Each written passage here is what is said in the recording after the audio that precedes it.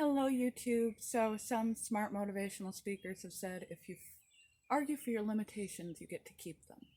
Has a nice ring to it, but what does that even mean? If you argue for your limitations, you get to keep them. People have limitations, it's true. Everyone has gifts, everyone has limitations. But there's a difference between accepting your limitations and arguing for them. If you find yourself defending your own limitations against the world, you likely are misinterpreting your own capacities to do more, to be happier, to be more competent, confident, capable, able. There's a whole lot more to you than what you're giving yourself credit for. Usually people are worried about being taken down a peg or two, being knocked down, having people tell them what they can't do. If you find that you're telling the world what you can't do and they're telling you something different, you probably have a low self-esteem or a victim mentality, and you don't realize what's in there. We can accept our limitations. I'm not going to be a basketball player. I'm not going to be a man, even though that limitation, if I think outside the box, could be changed if I really wanted it to. Most of your limitations are only limitations as far as you claim them to be.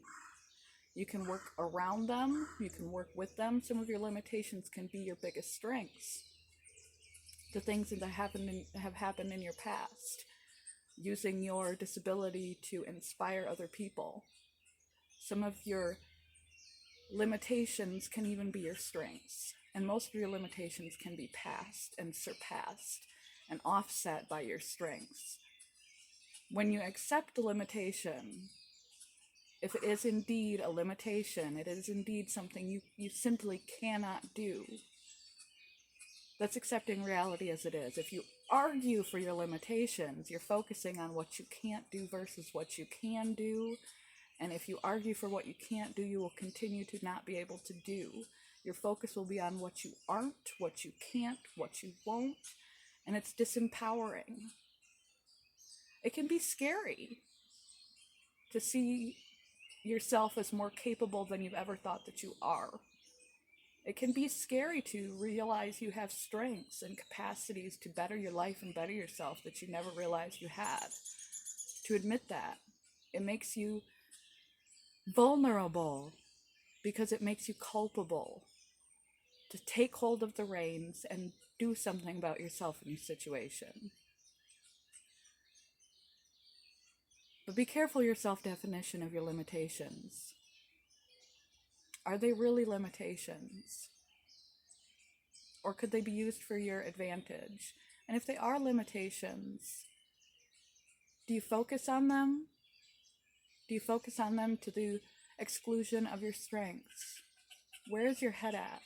Do you use it as a tool to disempower yourself and not make yourself culpable for doing better? You can do better, and you know you can do better. And that's why you're defensive and you argue for your limitations, because it makes you feel more okay with doing less than what you could be doing. If you know that deep in your heart, or you wouldn't need to bring it up why you can't. It's okay to have limitations, everyone does. It's not okay to fight for them. You don't want to hold on to them. The longer and the tighter that you hold on something, the bigger and more set it becomes. And your limitations are the last thing you want a stranglehold on, because they'll have a stranglehold on you. So, argue for your limitations, you get to keep them. Love you guys. Bye, YouTube. Good morning. It's spring. Yes.